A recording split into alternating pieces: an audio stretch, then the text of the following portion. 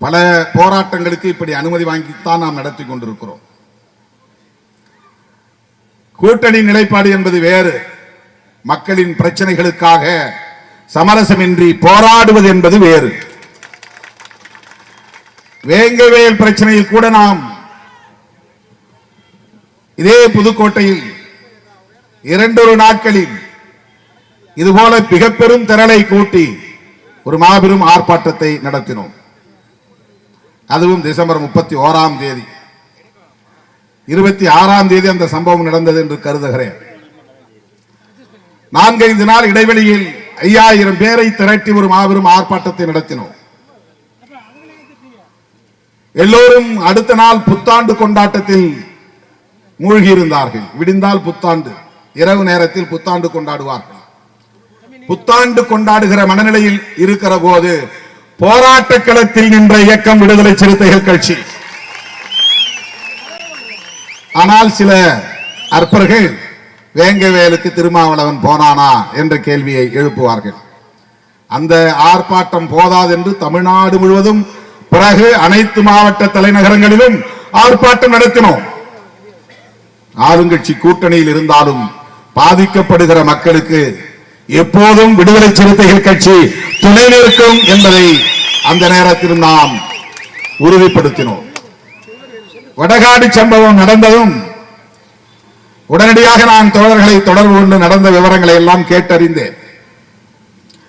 கேட்டறிந்த உடனே ஆர்ப்பாட்டத்தையும் நான் அறிவித்தேன். காவல்துறை அனுமதி மறுக்கும் என்று தெரியும். அதனால் ஒரு நாள் கூட தாமதிக்காமல் அடுத்த நாளே மதுரை உயர்நீதிமன்றத்திற்கு செல்லுங்கள், வழக்கை தொடுக்க வேண்டும் என்று வழக்கறிஞர் ரஜினிகாந்த் அவர்களை சென்னையில் இருந்து உடனே மதுரைக்கு செல்லுங்கள் என்று அனுப்பி வைத்தேன். அப்படி தொடுத்து வழக்கு தொடுத்து அனுமதி பெற்று இங்கே நாம் கூடியிருக்கிறோம். சில கோரிக்கைகளை நாம் முன்வைக்க வேண்டியிருக்கிறது. காவல்துறை தான் நடவடிக்கை எடுத்திருக்கிறது, தாக்கியவர்களையும் கைது செய்திருக்கிறார்களே, வேற என்ன வேண்டும்? காவல்துறை உடனடியாக ஒரு அறிக்கையும் வெளியிட்டிருக்கிறது. இது சாதி அடிப்படையில் நிகழ்ந்த வன்கொடுமை அல்ல என்று சொல்லி இருக்கிறார்களே, பிறகே இதை நீங்கள் பெரிதாக்குகிறீர்கள்? இது அரசு தரப்பில் இருந்து அல்லது அதிகார வர்க்கத்திடமிருந்து எழுப்பப்படுகிற கேள்வி. காவல்துறை தரப்பில் ஒரு புலன் விசாரணை நடக்கிற போது அந்த வழக்கு தொடர்பான நிலைப்பாட்டை வெளிப்படையாக பேசக்கூடாது. அது மரபும் இல்லை, நியாயமும் இல்லை. இரு தரப்பிலே வன்முறைகள் நடக்கின்றன, அது தொடர்பான வழக்கு பதிவாகி இருக்கிறது, புலன் விசாரணை நடக்கிறது என்றால் அந்த புலன் விசாரணையில் என்ன முடிவுகள் வரப்போகின்றன என்பதை தெரிவதற்கு முன்பே உயர் போலீஸ் அதிகாரி, மாவட்ட காவல்துறை கண்காணிப்பாளர் அது தொடர்பாக ஒரு நிலைப்பாட்டை எடுத்து இப்படித்தான் நடந்தது என்று சொல்லிவிட்டால் புலன் விசாரணை அதன் அடிப்படையில் தான் போகும். எஸ்பியே சொல்லிட்டார் இது சாதி மோதல் இல்லை என்று. பிறகு எப்படி புலன் விசாரணை அந்த கோணத்திலே நடக்கும்? நடக்காது. அதனுடைய பின்னணியை, உண்மையான பின்னணியை எப்படி வெளியே கொண்டு வர முடியும்? கொண்டு வர முடியாது. காவல்துறை அதிகாரிகளோ வருவாய்த்துறை அதிகாரிகளோ சமூக அடிப்படையிலே இப்படிப்பட்ட நிகழ்வுகள் நடக்கிற போது வெளிப்படையாக கருத்து சொல்லக்கூடாது என்பதுதான் மரபு, அதுதான் சட்டப்படியான அணுகுமுறையும் கூட. கருத்து சொல்லக்கூடாது, அரசியல்வாதி மாதிரி அறிக்கை விடக்கூடாது.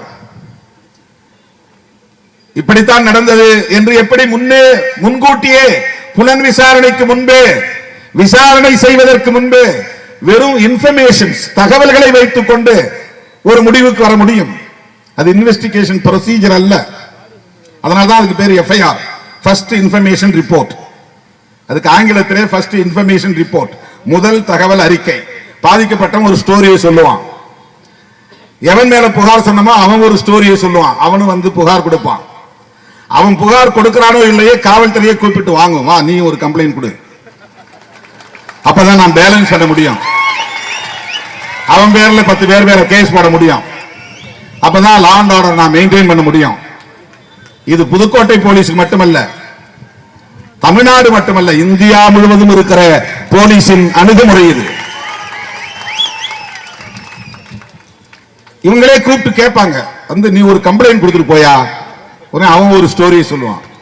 இந்த இரண்டையும் பெற்றுக்கொண்டு அவர்கள் என்ன சொல்லுகிறார்களோ சொல்லுவதை அப்படியே பதிவு செய்வதற்கு பெயர் தான் எஃப்ஐஆர், ஃபர்ஸ்ட் இன்ஃபர்மேஷன் ரிப்போர்ட், முதல் தகவல் அறிக்கை.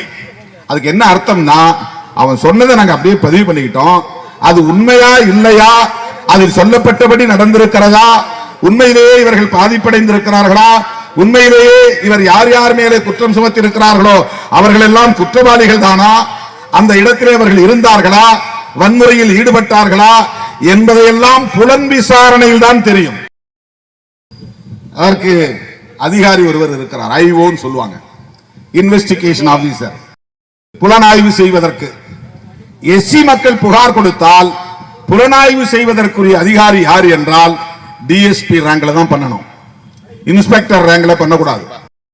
இன்ஸ்பெக்டர் ரேங்க்ல பண்ணா அவர் ஏதாவது ஒரு காரணத்தால் பயஸ்டா இருப்பார், ஒரு சார்பா மாறிடுவார். டிஎஸ்பி லெவல்ல இருந்தா அவர் ஒரு அதிகாரிங்கிற காரணத்தினால கொஞ்சம் பேலன்ஸ்டா இருப்பார் அப்படின்னு ஒரு நம்பிக்கை. ஆனா அப்படி இருக்கிறது இல்ல, எஸ்பியே அப்படி இருக்கிறது இல்ல, அதுக்கு மேல இருக்கிற அதிகாரிகள் அப்படி இருக்கிறது இல்ல. சட்டம் அப்படி நம்புகிறது.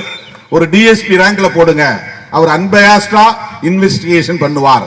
அன்பயாஸ்டுனா இந்த பக்கமும் சாயாம அந்த பக்கமும் சாயாம, சாதி அடிப்படையில் சிந்திக்காம, உண்மையிலேயே குற்றம் என்னவோ அந்த குற்றம் எப்படி நடந்தது என்பதை புலனாய்வு செய்வார், உண்மையை கண்டுபிடிப்பார், உண்மையான குற்றவாளிகளை கைது செய்வார் என்கிற அடிப்படையில் ஐஓ டிஎஸ்பி ரேங்க்ல பண்ணணும்.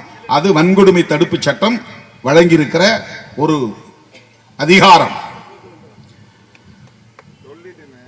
ஆகவே இன்வெஸ்டிகேஷன் ஆபீசர் முழுமையான அத்தாரிட்டி உள்ளவர்.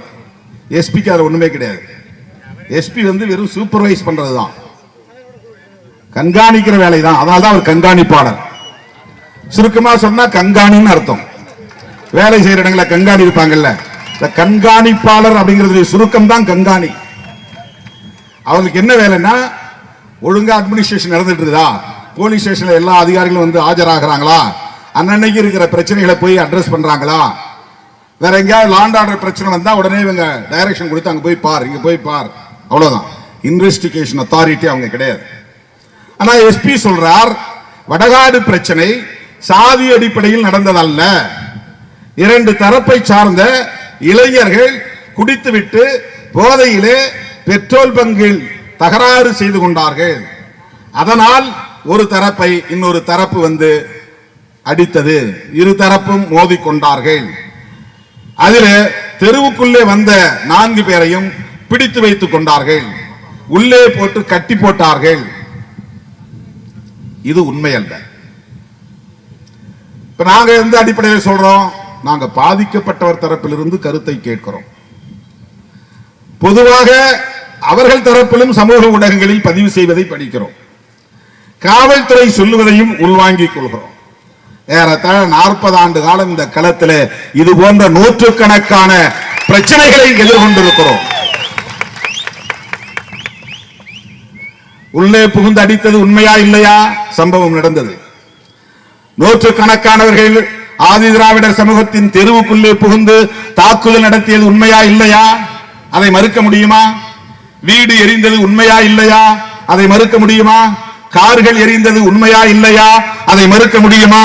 2 சக்கர வண்டிகள் எரிக்கப்பட்டன, அது உண்மையா இல்லையா, அதை உண்மை இல்லை என்று மறுக்க முடியுமா? 13 பேர் காயமடைந்தார்கள், 6 பேர் பெண்கள் அரசு மருத்துவமனையிலே அனுமதிக்கப்பட்டார்கள், உண்மையா இல்லையா, இல்லை என்று மறுக்க முடியுமா? இவ்வளவும் நடந்திருக்கிறது.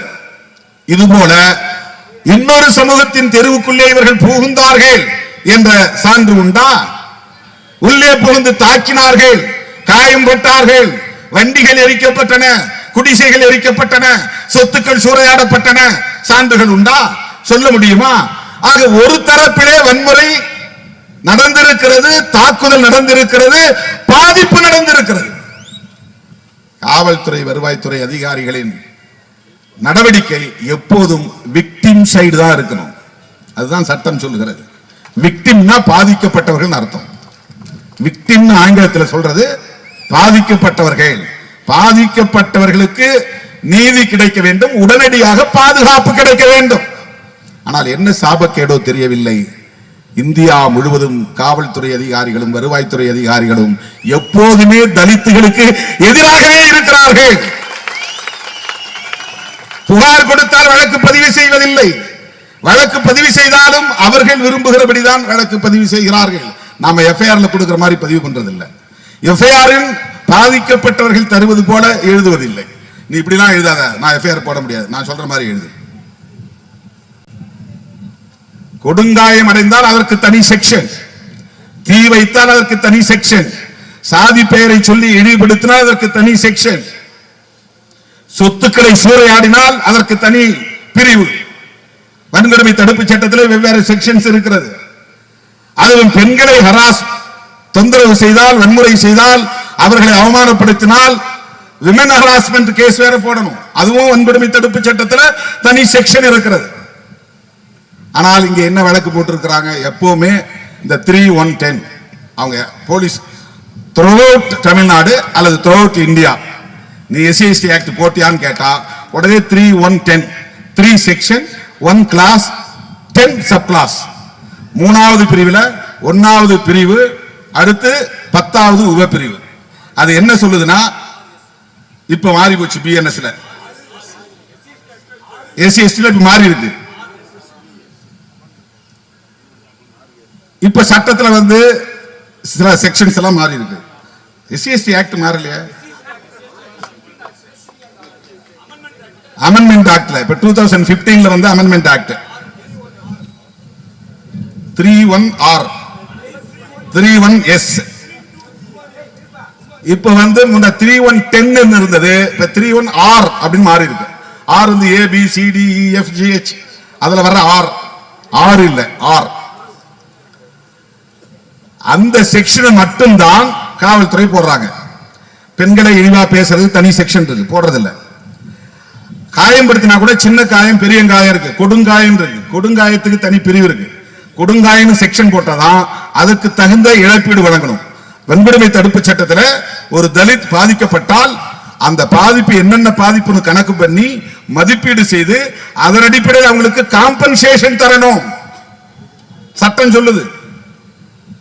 ஆனா இவங்க போடுறது வெறும் சாதியை சொல்லி இழிவா பேசினா அவ்வளவுதான், வேற எந்த வழக்கும் பதிவாகிறது. இது நான் புதுக்கோட்டை மாவட்ட காவல்துறை மட்டும் சொல்றேன்னு நினைக்காதீங்க, இது பொதுவா காவல்துறைக்கு இருக்கிற ஒரு அணுகுமுறை. இதுக்கு முன்ன ஓரல் இன்ஸ்ட்ரக்ஷனே இருந்தது. எப்படி ஓரல் இன்ஸ்ட்ரக்ஷன் இருந்ததுன்னா, ஓரல் இன்ஸ்ட்ரக்ஷனா வாய்மொழி உத்தரவு. என்ன வாய்மொழி உத்தரவு இருந்ததுன்னா, யார் ஆட்சிக்கு வந்தாலும் SC/ST கேஸ் கொடுத்தாங்கன்னா உடனே கேஸ போட்டுறாதீங்க, முடிஞ்சா சமரசம் பண்ணி வைங்க, சமாதானப்படுத்தி அனுப்புங்க, கேஸ போட்டுறாதீங்க. இது எல்லா காவல் நிலையத்துக்கும் எல்லா ஆட்சி காலத்திலும் எல்லா அரசு நடக்கிற போதும் காவல்துறைக்கு பொதுவாக சொல்லப்படுகிற ஒரு வழிகாட்டுதல்.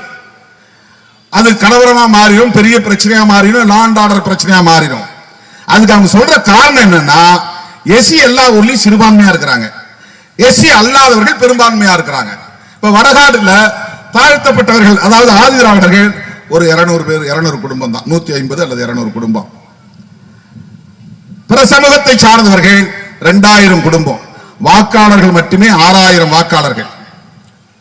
ஆதி திராவிடர்கள் வெறும் 200 வாக்காளர்கள் அல்லது 300-400 வாக்காளர்கள். ஒரு வீட்டுக்கு 2 ஓட்டுனா கூட 400 வாக்காளர்கள். இப்ப இவங்களுடைய பிரச்சனை என்னன்னா, எப்பவுமே பெரும்பான்மை பக்கம் தான் இருப்பாங்க. அவங்க திடீர்னு திரண்டு வந்துட்டா என்ன பண்றது? அவங்க சாலை மறியல் பண்ணாங்கன்னா SC தரப்புலையும் கைது பண்ணுவாங்க, பிடிச்சிட்டு போய் உள்ள வச்சுக்குவாங்க. இவன் போய் புரொட்டஸ்ட் பண்ணக்கூடாது. தாக்குதல் நடத்துகிற ஏரியாவுக்கு போய் நின்று அவன் வெளியே போவான் தடுக்க மாட்டாங்க, அவன் ஃப்ரீயா சுத்துவான். SC தெருவை சுத்தி போலீஸ் நின்றுக்குவாங்க. இவன் வெளியே போயிடக்கூடாதான், இவன் திரண்ட கூடாது. இவனுக்கு மாறலா எப்போதுமே ஒரு அச்சுறுத்தல். போலீஸ் நின்னா ஐயோ போலீஸ் பிடிச்சிருவாங்க, நம்ம வீட்டுக்குள்ளே இருக்கணும், இல்லைன்னா நம்ம எந்த பிரச்சனையும் பண்ணக்கூடாது, கையில ஆயுதங்கள் எடுக்கக்கூடாது. தாக்குனவன் திரும்ப திரும்ப தெருவுக்கு வருவான், கடத்தெருவில் திரிவான், போலீஸோட உறவாடுவான், அவங்கள்ட்ட பேசிக்கிட்டே திரிவான். இவன் தான் அடிச்சா, இவன் தான் தாக்குனா, இவன் தான் பண்ணாங்கிறது எல்லாமே மீடியாவில் தெரியும். ஆனா அவன் மேல கை வைக்கவே மாட்டாங்க போலீஸ், அவன் தெரிஞ்சுக்கிட்டே இருப்பான். அது வடகாட்டில் நடந்திருக்குமே, எப்பவும் நடக்குமே. அவன் சித்திக்கிட்டு திரிவானே, அடிச்சவன் கைது பண்ண மாட்டாங்களே. இதுதான் போலீஸ் மைண்ட் செட், இதுதான் பியூரோக்ராட்ஸ் மைண்ட் செட். வருவாய்த்துறை, காவல்துறை அதிகாரிகள் ஒருபோதும் பாதிக்கப்பட்ட மக்களின், தலித் மக்களின் சார்பிலே நின்று ஐயோ பாவம் இவர்கள் அப்பாவிகள், இவர்கள் மீது இப்படி ஒரு தாக்குதல் நடத்தியிருக்கிறார்களே, இது அநீதி ஆயிற்று, இதற்கு நாம் ஒரு தீர்வை கண்டாக வேண்டும், இவர்களுக்கு நீதியை பெற்றுத்தர வேண்டும், நாம் படித்திருக்கிறோம், அதற்காக யூனிஃபார்ம் போட்டிருக்கிறோம், அந்த கடமையை செய்ய வேண்டும் என்று ஒரே ஒரு போலீஸுக்கு கூட, ஒரே ஒரு அதிகாரிக்கு கூட, அவன் வட இந்தியாவிலிருந்து வந்தாலும் அதுதான், தமிழ்நாட்டுக்குள்ளே இருந்தாலும் அதுதான். என்கிட்ட போலீஸ் உயர் அதிகாரிகள் என்ன சொன்னாங்க தெரியுமா? நைட்டு 12:30 மணிக்கு நான் பேசுறேன், மிக உயர்ந்த போலீஸ் அதிகாரி. அவர் என்ன சொன்னார்னா, சார் நீங்க சொல்ற மாதிரி இல்ல சார், அந்த வீடு கிடையாது சார், அந்த வீட்டுல யாருமே குடி இல்ல, அது ஒரு கொட்டா சார்.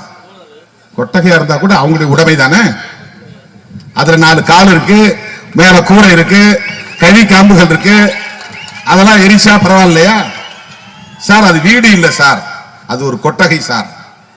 இப்ப அந்த வீட்டுக்கார அம்மாவே பார்த்தேன், இந்த வரது முடியும் சார், நான் தான் சார் அங்க குடியிருந்தேன், என்ன வச்சிருந்தேன், என் துணிமணி எல்லாம் வச்சிருந்தேன் எரிஞ்சு போச்சு, பண்ட பாத்திரம் வச்சிருந்தேன் எரிஞ்சு போச்சு. அப்ப அவங்க போய் சொல்றாங்களா? அவங்க என்கிட்ட போய் சொல்லி என்ன லாபம் அடைய போறாங்க? ஏன் இப்ப காவல்துறை உயர போலீஸ் அதிகாரி சொல்றாங்கன்னா, லோக்கல்ல இருக்கிற போலீஸ் அதிகாரி சொல்றதுதான் அவங்க சொல்லுவாங்க. அதை விட முக்கியமா ஒவ்வொரு மாவட்டத்திலும் நேரடியா தகவல் சொல்ற ஒரு உளவுத்துறை அதிகாரி ஒருத்தர் உண்டு, எஸ்பிக்கு தனியா ஒரு உளவுத்துறை அதிகாரி உண்டு. நேரடியா சொல்ற அதிகாரிகள் பெரும்பாலும் எந்தெந்த ஊர்ல இருக்காங்களோ அந்த ஊர்ல எது பெரும்பான்மை சாதியோ அந்த சாதியை சார்ந்தவங்க தான் போடுவாங்க.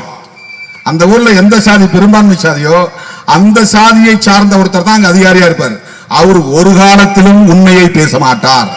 ஸ்பெஷல் பிரான்ச் நினைக்கிறேன், நேரடியா எஸ்பிசிஐடி நேரடியா வந்து இன்டெலிஜென்ஸுக்கு தகவல் கொடுக்கிறவங்க ஐஜி ஆபீஸ்க்கு, அவங்க எஸ்பிக்கு தர மாட்டாங்க. எஸ்பி தனியா தன் கட்டுப்பாட்டில் ஒரு உளவுத்துறை வச்சிருப்பாரு, அவர் கூட உண்மையை சொன்னாலும் சொல்லுவாரு. இவங்க இந்த தரப்புல இருக்கிறவங்க நேரடியாக தகவல் உண்மையை சொல்ல மாட்டாங்க. அவங்க பெரும்பாலும் பெரும்பான்மை சாதியை சார்ந்தவங்க தான் ஒவ்வொரு மாவட்டத்திலும் அப்படிதான் போடுவோம். இந்த ஊர்ல இந்த சாதி பெரும்பான்மையா இருந்தா அந்த எஸ்பிசிஐடி அந்த சாதியை சார்ந்தவராக தான் இருப்பார். நீங்க கண்ண மூடிட்டு முடிவு பண்ணிடலாம். அங்க எஸ்பிசிஐடி ஒருத்தர் இருக்காருன்னா அவர் ஆன்டி தலித்தா தான் இருப்பார், தலித்துகளுக்கு விரோதியா தான் இருப்பார். அப்படின்னா அவர் தகவல் கொடுப்பார். அப்ப அவர் என்ன சொல்லியிருப்பாருன்னா, சார் அது வெறும் கொட்டா சார், அதுல ஒண்ணும் இல்லை சார், சும்மா அது ஏதோ தூக்கி போட்டாங்க எரிஞ்சு போச்சு. அப்ப எரிஞ்சு போன கார் வந்து வெறும் பொம்மை காரா? எரிஞ்சு போன 2 சக்கர வண்டி பிளாஸ்டிக்ல செஞ்ச 2 சக்கர வண்டியா? அது எப்படி இருந்தது? இப்ப 12 பேர் வந்து மருத்துவமனை படுத்தாங்களா, அவங்களாம் ஆர்டிபிஷியல் இன்டெலிஜென்ஸ்ல செய்யப்பட்டவங்களா, ஏஐ மூலமா செய்யப்பட்டவர்களா? அவங்க உண்மையான மனிதர்கள் இல்லையா? பாதிப்பு நடந்திருக்கிறது. காவல்துறை தவறாக மேலதிகாரிகளுக்கு தகவல் தருகிறார்கள். உள்ளூர் காவல்துறையை சார்ந்தவர்கள், உளவுத்துறையை சார்ந்தவர்கள் தகவல் தருகிறார்கள். இப்ப கூட இந்த கூட்டத்தை பத்தி என்ன ரிப்போர்ட், எவ்வளவு பேர் வந்தாங்க? ஒரு 200 பேர் இருக்கு சார். அங்க ரிப்போர்ட் வந்து இங்க எத்தனை ஆயிரம் பேர் வந்திருக்காங்கன்னு சொல்ல மாட்டாங்க. 200 பேர் வந்திருக்கிறாங்க. மற்ற கோரிக்கைகள்லாம் விட மாட்டாங்க. போலீஸ் ரொம்ப கடுமையா விமர்சனம் பண்ணி பேசினாரு, அதிகாரிகளை விமர்சனம் பண்ணி பேசினாரு, அப்படி நெகட்டிவ் ரிப்போர்ட் தான் போகும். எதிர்மறையான ரிப்போர்ட் அறிக்கை தான் அங்க போகும். ஆகவே வன்முறை நடந்தது உண்மை, பாதிக்கப்பட்டவர்கள் தலித்துகள் என்கிற போது பாதிக்கப்பட்டவர்கள் மீதும் வழக்கு தொடுக்கிற அணுகுமுறை என்ன அணுகுமுறை? இவர்கள் எங்கே போய் அடித்தார்கள்? பெட்ரோல் பங்கில் நடந்தது என்பது உண்மை அல்ல. இதற்கு ஒரு பின்னணி இருக்கிறது. இதை நாட்டு மக்களுக்கு சொல்ல வேண்டியது நம்முடைய பொறுப்பு. கோரிக்கை முதலில் சொல்லிவிடுகிறேன். அங்கே அடைக்கலம் காத்த ஐயனார் திருக்கோயில் ஒரு கோயில் இருக்கிறது. அது ஆதிதிராவிட சமூகத்திற்குரிய கோயில். காலம் காலமாக தலைமுறை தலைமுறையாக அந்த மக்கள் அந்த கோயிலை வணங்கி வருகிறார்கள், திருவிழா எடுத்து வருகிறார்கள். அதை ஒட்டி காலி மைதானத்தில் அவ்வப்போது பொங்கல் வைப்பது உண்டு. மொத்தத்தில் 1 ஏக்கர் அளவுக்கு அந்த பொது இடம். அது ஆதிதிராவிட சமூகத்தின் நீண்ட காலமான பயன்பாட்டில் இருக்கிற பொது இடம். அது அரசுக்கு சொந்தமானதுதான். ஆனால் ஆதிதிராவிட மக்களின் புழக்கத்தில் இருக்கிற இடம், அது பட்டா இடம் இல்லை. எல்லா ஊர்லயும் கோயில் அப்படிதான் இருக்கு. அது இந்து சமய அறநிலையத்துறைக்கு சொந்தமான கோயில் இல்லை. ஆதி திராவிடர்கள் ஒரு சிறுபான்மை சமூகத்தை சார்ந்தவர்கள் தங்களுக்கு என்று கோயிலை கட்டி வைத்திருக்கிறார்கள். அந்த 200 குடும்பத்திலும் 5 கரை வகையரா இருக்கிறாங்க. அதுல 3 கரையை சார்ந்தவர்கள், அதான் 3 வகையராவை சார்ந்தவர்கள் அடைக்கலம் காத்த ஐயனார் கோயிலை கும்பிடுறாங்க குலதெய்வமா. மற்ற 2 கரையை சார்ந்தவர்கள் தனித்தனியா, ஒருத்தர் நொண்டி ஐயனார், இன்னொன்னு ஏதோ ஒரு சாமி, 2 சாமி கும்பிடுறாங்க. அது ஒரு 15 குடும்பம், இன்னொன்னு ஒரு 25 குடும்பம், 20 குடும்பம். இந்த 3 கரை இல்லாம ஆனா ஒரு சமூகமா அங்க இருக்கிறாங்க. இது எல்லா ஊரிலும் எல்லா சமூகங்களையும் இந்த மாதிரி வகையரா உண்டு. குலதெய்வங்கள் மாறுபடும். எங்க ஊர்ல கூட 2 குலதெய்வம் இருக்கு. ஒன்னு வீரனார், இன்னொன்னு மாயவன். இப்ப நான் இருக்கிற குடும்பத்தை சார்ந்த ஒரு 7-8 கொத்து சார்ந்தவெல்லாம் மாயவனை சாமியா கும்பிடுறாங்க. இன்னொரு 7-8 வகையராவை சார்ந்தவர்கள் வீரனார சாமியா கும்பிடுறாங்க. இது ஊர்ல இருக்கக்கூடிய 2 வகையான குலதெய்வம். அந்த மாதிரி வடகாடு கிராமத்தில் 5 கரையை சார்ந்தவர்கள், 3 கரையை சார்ந்தவர்கள் ஒரு சாமியை கும்பிடுறாங்க, அடைக்கலம் காத்த ஐயனார். அந்த அடைக்கலம் காத்த ஐயனார் சாமியை கும்பிடுகிறவர்கள் பெரும்பான்மை, 100 குடும்பங்களுக்கு மேல. மற்ற 2 வகை கரைகளை சார்ந்தவர்கள் மொத்தத்திலே 30 குடும்பம் அல்லது 35 குடும்பம், அவ்வளவுதான். இந்த அடைக்கலம் காத்த ஐயனார் கோவில் இருக்கிற இடம் சற்றப்ப 1 ஏக்கர், 3/4 ஏக்கர்ங்கிறாங்க, 1 ஏக்கர்ன்றாங்க. கோயிலுக்கு முன்னால திண்டு மாதிரி கல்லு கட்டி அதுல உபசாமிகள், இந்த துணை தெய்வங்கள் எல்லாம் சிலை வைக்கிறது, அருவாள் வைக்கிறது, கொடுவாள் வைக்கிறது, அம்பு வைக்கிறது, கத்தி வைக்கிறது, இந்த மாதிரி கட்டுறாங்க. காலங்காலமாக இந்த கோயில் வெறுமன இருந்து பாழடைந்த நிலையில் இப்ப புதிதா அதை இடித்து நல்ல பெருசா அகலமா கட்டலாம் அப்படின்னு முயற்சிக்கிறாங்க. அங்க இருந்தான் பிரச்சனை வருகிறது. இந்த பிரச்சனையை புலனாய்விலே காவல்துறை அறிந்திருக்க வேண்டுமா வேண்டாமா? வடகாடு கிராமத்தில் பிரச்சனை முதலில் 2009 தொடங்குகிறது. அப்போதே அவர்கள் சாமி கும்பிடுகிற போது பிரச்சனைகள் செய்திருக்கிறார்கள். 2015 கோவிலை இடித்து பெரிதாக கட்டுகிறார்கள். அப்படி கட்டக்கூடாது என்று எதிர்ப்பு. அவ்வப்போது அம்பேத்கர் படம் போட்ட பதாகைகளை வைக்கிறார்கள் கடைவீதியிலே. அந்த பதாகையை கிழிக்கிறார்கள்.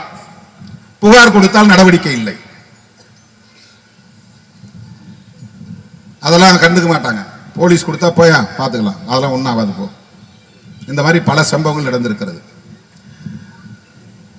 ஒரு 20 ஆண்டுகளுக்கு முன்னால் இன்னொரு சமூகத்தை சார்ந்த இளைஞர்கள் அந்த பொது இடத்துல நாங்க வாலிபால் விளையாடுறோம், எங்களுக்கு இந்த இடத்தை கொடுங்க. அவங்க 2000 குடும்பம் இருக்கிறாங்க. அவங்களுக்கு பல இடங்கள்ல பொது இடம் கிடக்குது, விளையாடுறதுக்கு இடம் கிடக்குது, சந்தைப்பேட்டையில இடம் கிடக்குது, அங்கெல்லாம் போய் விளையாடலாம். சரி, இது பக்கத்திலே இருக்கு கேட்கறாங்க. இவங்க பெரும்பாலும் இலகிய மனம் உள்ளவர்கள், பெருந்தன்மை உள்ளவர்கள். நம்ம ஊர் பசங்க கேட்கறாங்க, சரி விளையாண்டுங்க, அது பொது இடம் தானே, விளையாண்டுங்க. அப்படி விளையாடி கொண்டிருந்தவர்கள் கோவிலை கட்ட எதிர்ப்பு தெரிவிக்கிறார்கள், விரிவுபடுத்த எதிர்ப்பு தெரிவிக்கிறார்கள். நாங்க கோயிலை கட்ட போறோம், இன்னும் பல ஏற்பாடுகள் செய்ய வேண்டும், இனிமேல் நீங்கள் இங்கே வாலிபால் விளையாட வேண்டாம் என்று சொன்னதுதான் பிரச்சனை. திருமாவளவன் படம் போட்ட பதாகை வைத்தால் கிழித்தெறிவது, அம்பேத்கர் படம் போட்ட பதாகை வைத்தால் கிழித்தெறிவது. ஏன் அந்த 2 காரை அடித்து உடைத்திருக்கிறார்கள் என்றால், தீ வைத்திருக்கிறார்கள் என்றால், ஒரு வண்டியிலே திருமாவளவன் படம் இருந்திருக்கிறது, விடுதலை சிறுத்தைகளின் கொடி போடப்பட்டிருக்கிறது. அண்மையிலே மாண்புமிகு முதலமைச்சர் அவர்கள் சட்டமன்றத்திலே ஒரு தீர்மானம் கொண்டு வந்தார். இனிமேல் அரசு ஆவணங்களில் அல்லது புழக்கத்தில் காலனி என்கிற சொல்லை கையாளக்கூடாது. வடகாடு என்பது கிராமத்தின் பெயர். ஆனா எஸ்சி மக்கள் இருக்கிற பகுதியை மட்டும் எஃப்ஐஆர்ல போட்டாலும் வேற எந்த ரெக்கார்ட்ல போட்டாலும் வடகாடு காலனி, ஊர் ஒண்ணு தானே, வடகாடுன்னு போட்டா போதும் இல்ல, ஏன் 2ஆ பிரிச்சு காட்டணும்? அதுக்கு என்ன தேவை வந்ததுன்னு தெரியல. அவனும் வடகாடு இவனும் வடகாடு, வடகாடுன்னு சொன்னா போதும், அது 2ஆ பிரிச்சு சொல்ல வேண்டிய தேவை என்ன இருக்கிறது? அப்படி அடையாளப்படுத்தினா அதுக்கு வார்டு நம்பரை சொல்லுங்க, இது 4வது வார்டு 5வது வார்டுன்னு சொல்லுங்க. ஊராட்சியில வார்டு இருக்கா இல்லையா, பேரூராட்சியில வார்டு இருக்கா இல்லையா? எப்படியா இருந்தாலும் எழுதும் போது பிரிச்சுதான் எழுதணும். அது புத்திலே ஊறி போச்சு, ரத்தத்திலே ஊறி போச்சு. வடகாடு காலனி இப்ப முதலமைச்சர் இனிமே அதை பயன்படுத்தக்கூடாதுன்னு சொன்னாங்க. இந்த ஊர்ல இருக்கிற பையங்க கொஞ்சம் விவரம் தெரிஞ்ச பசங்க, அரசியல் புரிதல் உள்ள பசங்க இதை புரிஞ்சுக்கிட்டு உடனே முதலமைச்சருக்கு நன்றி அப்படின்னு ஏம்படத்தையும் போட்டு வச்சுட்டாங்க. அதை பெட்ரோல் ஊத்தி கொடுத்துறாங்க. இது சாதி மோதல் இல்லையா? முதலமைச்சர் படமும் இருக்கக்கூடிய டிஜிட்டல் பேனர், திருமாவளவன் படம் மட்டும் இல்ல, அதுல அம்பேத்கர் படம் மட்டும் இல்ல, முதலமைச்சர் தளபதி மு.க. ஸ்டாலின் அவர்களின் படமும் அதுல இருக்கு. அவருக்கு தான் நன்றி சொல்லப்படுகிற பதாகை அது. அந்த பதாகையை தீ வைத்து கொளுத்துகிறார்கள். அதுவும் பெட்ரோல் கொண்டு வந்து அதை ஊற்றி கொளுத்தி இருக்கிறார்கள் என்றால் இது சாதி அடிப்படையிலானதா இல்லையா? முத்துமாரியம்மன் தேரோட்டத்தில் நாம் பங்கேற்பதில்லை என்று அடைக்கலம் காத்த ஐயனார் கோயிலை அந்த சாமியை வழிபடக்கூடிய ஒரு பிரிவினர், 3 வகையாக்களை சார்ந்த ஒரு பிரிவினர் முன்கூட்டியே முடிவு செய்து இப்படிதான் பிரச்சனை இருக்கு, நாம தேரோட்டத்துக்கு போக வேண்டாம் அப்படின்னு முடிவு பண்றாங்க. முத்துமாரியம்மன் கோயிலுக்கு அவங்க போகல, தேரோட்டத்துக்கு அவங்க போகல. ஏன் வம்பு? இப்ப அவங்களுக்கு இருக்கிற ஒரு காமன் சென்ஸ் பாருங்க. அவங்க கூடி முடிவு பண்ணி வேணாம், ஏற்கனவே இந்த பிரச்சனை இருக்கிறதுனால வேண்டாம். அப்ப ஒரு பிரச்சனை இருக்குங்கிறது தெரியுது. எப்படி போலீஸ் அங்க இல்லைன்றாங்க, சாதி அடிப்படையில் இது நிகழ்வுங்கிறாங்க. அந்த சாதாரண மக்களுக்கு அந்த புரிதல் இருக்கிறது. ஏற்கனவே இந்த கோயில் தொடர்பான வழக்கு 2005 வழக்கு போட்டிருக்காங்க. ஏன் வழக்கு போட்டாங்கன்னா அதுக்கு ஒரு பின்னணி இருக்கு. அது பொது இடம் தானே சொல்லி அந்த இடத்துல காவல் நிலையம் கட்டுறதுக்கு வராங்க. நல்ல மெயின் ரோடு, அந்த பிரதான சாலை ஓரத்தில் அது இடம் இருக்கு. அது எஸ்சி இடமா இருந்தா அவங்களால அதை பொறுத்துக்க முடியாது. கோவில்பட்டியர்கள் அந்த ஊர் என்ன ஊர் பிரச்சனை? குறிஞ்சாங்குளம். குறிஞ்சாங்குளத்துல கூட அது ரோட்டோரத்திலே அந்த மக்களுடைய புழக்கம் இருக்கு, கோயில் இருக்கு. அதுதான் பிரச்சனை. மெயின் ரோட்ல இவங்க இருக்கிறதா, உள்ள இருந்தா பிரச்சனை கிடையாது. எஸ்சி தெருன்னா அது உள்ள இருக்கணும், இன்டீரியரா இருக்கணும். பொதுமக்கள் நடமாடுற இடத்துல அது இருக்கக்கூடாது. இவங்க இடம் வாங்கி போட்டிருந்தாங்கன்னா அந்த இடத்துல இந்த மக்கள் குடியிருக்க கூடாது, அதுக்கு லேண்ட் வேல்யூ இருக்காதும்பாங்க. உடனே அந்த மக்களை காலி பண்ணாதான் அந்த லேண்டுக்கு வேல்யூ வரும். மெட்ராஸ்ல நிறைய இடங்கள் அப்படிதான் அப்புறப்படுத்தினாங்க. சிங்கார சென்னைங்கிற பேர்ல எஸ்சி மக்களை தான் தூக்கிட்டு வந்து ஒக்கியம் துறப்பாக்கம் போட்டாங்க. அதுக்கு முக்கிய காரணம் என்ன? சென்னையை அழகுபடுத்துறதுனாக்கா இப்ப எஸ்சி மக்கள் இருந்தா அது அழகா இல்லைங்கிறது அர்த்தம். அதுதானே அர்த்தம். அதை விட முக்கியமா லேண்ட் வேல்யூ, அந்த நிலத்தினுடைய மதிப்பீடு எஸ்சி மக்கள் குடியிருந்தா யாரும் வாங்க மாட்டாங்க, விலை போகாது, விலை குறைச்சலா இருக்கும். ரொம்ப மெயினான இடத்துல இருந்தா இவ்வளவு மெயினான இடத்துல இவங்க இருக்கிறாங்களே அப்படிங்கிற ஆத்திரம். இப்ப அந்த இடத்துல காவல்துறை காவல் நிலையம் கட்டுவதற்கு வருகிறது. பொது இடம் கட்ட வராங்கன்னு பொதுவா சொல்லலாம். மேலோட்டமா பார்த்தா, லாஜிக் படி பார்த்தா கரெக்ட். இது உங்க பட்டா இடம் இல்லையே, இது கவர்மெண்ட் லேண்ட் தானே, இந்த இடத்துல அரசாங்கம் கட்டிடம் கட்டுறதுல உங்களுக்கு என்ன பிரச்சனை, அரசாங்க இடம் கட்டித்தான் தீருவோம் அப்படின்னு அதிகாரிகள் பேசுவாங்க. இப்ப கள்ளக்குறிச்சி பக்கத்துல அப்படிதான் 25 வருஷத்துக்கு முன்னாடி பட்டா கொடுத்த இடம் 137 பேருக்கு பிரிதிவி மங்கலம்னு. அதுக்கு பக்கத்துல கலெக்டர் ஆபீஸ் இருக்கிறதுனால அந்த லேண்ட் வேல்யூ கூடி போயிடுச்சு. உடனே அதை காலி பண்ணணும், அங்க நாங்க குவார்டர்ஸ் கட்டணும். ஏன் காலி பண்ணணும்? உங்களுக்கு இடம் கொடுத்து 25 வருஷம் ஆகி யாரும் அங்க வீடு கட்டல. அது சமம் இல்லாத பகுதி, கண்ணாபின்னான்னு கிடந்துச்சு, கரடு முரடா கிடந்துச்சு. அதை பிரிச்சு கொடுத்தாங்க பட்டா. அதை போய் சமப்படுத்துறதுக்கு இவங்கிட்ட சக்தி கிடையாது, அளந்து விடவும் இல்லை. இன்னைக்கு லேண்ட் அப்ரிசியேஷன் ஆயிருச்சு, வேல்யூ கூடி போயிருச்சு. உடனே மாவட்ட ஆட்சித்தலைவர் உள்ளிட்ட எல்லாருக்கும் கண்ணை உறுத்துது. இவ்வளவு மெயின் இடத்துல கலெக்டர் ஆபீஸ் பக்கத்துல எஸ்சி குடியிருப்பு இருக்கிறதா, பட்டாலாம் கேன்சல். அதுதான் இங்கே அதே உளவியல் தான். இந்த இடத்துல இவங்க 1 ஏக்கர் பரப்பளவு உள்ள இடத்தை பயன்படுத்துறாங்களே, இந்த இடத்துல ஒரு காவல் நிலையத்தை கட்டலாம். இப்ப ஆதிராவிட சமூகத்தை சார்ந்தவர்கள் போய் வழக்கு போடுறாங்க. சில நேரங்களில் நீதிமன்றம் நமக்கு உயிர் கொடுக்குது. அப்பப்போ உயிர் கரட்டிட்டு போற நேரத்தில் வாயில பால் ஊத்துற மாதிரி, தண்ணி ஊத்துற மாதிரி நீதித்துறை சில நேரங்களில் நல்ல தீர்ப்புகளை எல்லாம் தந்துருவாங்க, தெரியாமலே தந்துருவாங்க. அது ஒரு சில நீதிபதிகள் நியாயவான்கள் இருக்கிறாங்க, ரொம்ப மோசமா தீர்ப்பு தரவங்களும் இருக்காங்க. அப்பப்ப ஏதாவது நல்ல தீர்ப்பும் தந்துருவாங்க. இப்ப 10 பல்கலைக்கழக மசோதாக்களுக்கு அங்கீகாரம் தந்த மாதிரி உச்ச நீதிமன்றத்தில். வடகாடு ஆதிதிராவிட சமூகத்தை சார்ந்த மக்கள் தொடுத்த வழக்கை விசாரித்த நீதிமன்றம் அந்த இடத்தில் காவல் நிலையத்தை கட்டக்கூடாது என்று தீர்ப்பளித்து விட்டது. ஆதிதிராவிட மக்களுக்கு ஃபேவரா வந்துருச்சு. இப்ப என்ன பண்றது? அவங்க மறுபடியும் இந்த இடம் நாங்க வாலிபால் விளையாண்டுட்டு இருக்கிற எங்களுக்கு சொந்தமானது, நாங்க இத்தனை வருஷமா பயன்படுத்திட்டு இருக்கிறோம், எங்களுக்கு தான் அதை பிரிச்சு கொடுக்கணும்.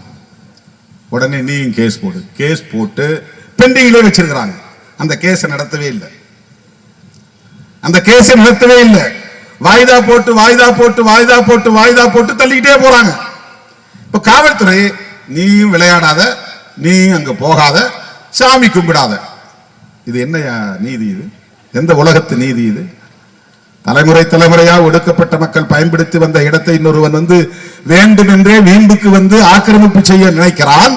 நீ செய்வது தவறு, உனக்கென்று வேறு இடம் இருக்கிறது, நான் வேறு இடம் பார்த்து தருகிறேன் அல்லது வாங்கி தருகிறேன் அல்லது ஏற்பாடு செய்து தருகிறேன் என்றல்லவா சொல்லி இருக்க வேண்டும். அவங்களுக்கு நீ விளையாட இடம் கொடுக்க வேண்டாம் நம்ம சொல்லல, விளையாட இடம் கொடுங்க. இவர்கள் பயன்படுத்திக் கொண்டிருந்த இடம் பொங்கல் வைத்து விழா கொண்டாடிய இடம். அந்த இடத்திலே அவர்கள் வந்து பிரச்சனை செய்கிறார்கள் என்றால் அதை தடுக்க வேண்டிய ஆட்சி நிர்வாகம் தடுக்காமல், அந்த வழக்கில் இன்டர்வியூன் பண்ணாம, அவங்க போய் பெட்டிஷன் போடல, அவங்க பார்ட்டியாவும் இல்லை. இந்த மாதிரி சம்பவம் நடக்கும்போது ரெண்டு சமூகத்துக்கு இடையில மோதல் வரும் என்ற சூழல் வருகிற போது அதிகாரிகள், மாவட்ட ஆட்சியரோ அல்லது மாவட்ட காவல்துறை கண்காணிப்பாளரோ அதில் தலையிட்டு அந்த பிரச்சனைக்குரிய விவாதத்தில் விசாரணையில் பங்கேற்க வேண்டும். அரசு தரப்பிலே கருத்து சொல்ல வேண்டும். ஒரு பெட்டிஷன் போடணும், போடல. இதுவரை அதில் அவங்க தலையிடல. 10-15 வருஷமா அந்த வழக்கு அப்படியே பெண்டிங்ல இருக்கு. இந்த மக்கள் அதை பயன்படுத்த முடியல, கோயிலை கட்டி முடிக்கல, கும்பாபிஷேகம் கொண்டாட முடியல, சாமி கும்பிட முடியல. அந்த வழக்கு நிலுவையில் இருப்பதை காரணம் காட்டி ஆதிதிராவிட மக்களையும் அந்த கோவிலில் வழிபாடு செய்யக்கூடாது என்று தடுத்து வைத்திருக்கிறார்கள். அந்த காலி மைதானத்தில் திருவிழா கொண்டாடக்கூடாது என்று தடுத்து வைத்திருக்கிறார்கள். ஒரு முறை கோயில போய் சுத்தம் செய்யலான்னு போனா அவங்க வந்து கலவரம் பண்றாங்க, சாலை மறியலில் ஈடுபடுறாங்க. சாலை மறியலில் ஈடுபடும் போது 2 பேரையும் கைது பண்ணி ஸ்டேஷன்ல மண்டபத்தில் வச்சு 2 பேரையும் வெளியே வர்றாங்க. இவன் பாட்டு இவன் சும்மா இருக்கிறான், இவனையும் சேர்த்து கைது பண்றாங்க.